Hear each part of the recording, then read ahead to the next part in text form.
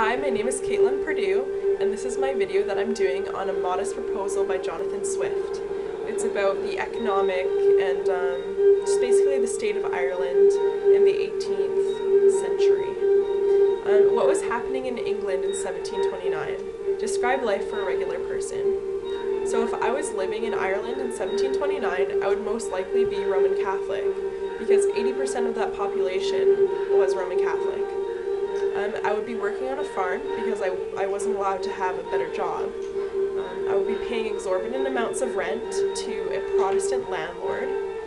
Potatoes were the only crop I could afford to grow and export to keep my family alive. I wouldn't be allowed to vote. I wouldn't be allowed to serve in Parliament, and I wouldn't be allowed to get an education, which is, like, these are all rights that we just take for granted these days. It's weird to think that people weren't allowed them. Like, they weren't even treated like humans. 2. What was the primary religion of Ireland during Swift's time?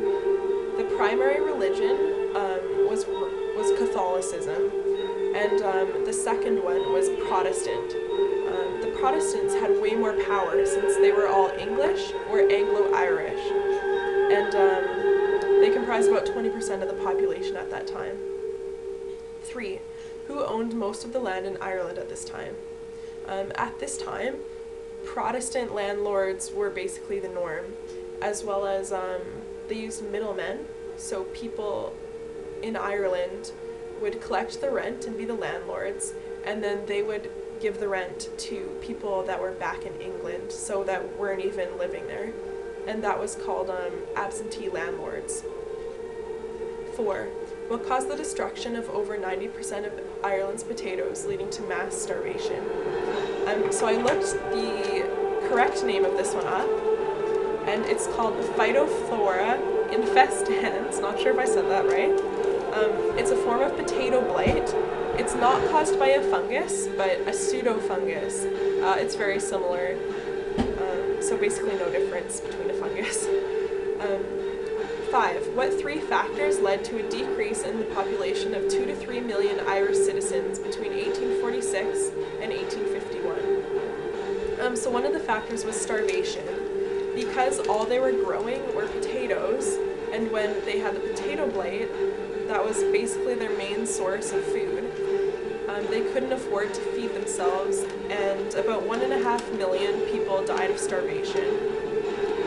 And then there was emigration. People were trying to emigrate out of the country to escape the horrible living conditions, the tyranny by the English and the Protestant peoples, and, well, basically the famine.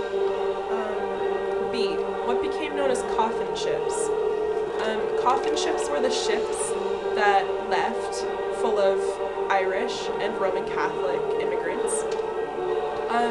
A 30% mortality rate on those ships was not uncommon, and they often arrived in harbor with sick and dying people who starved to death on the way. Like, it was not a pretty thing.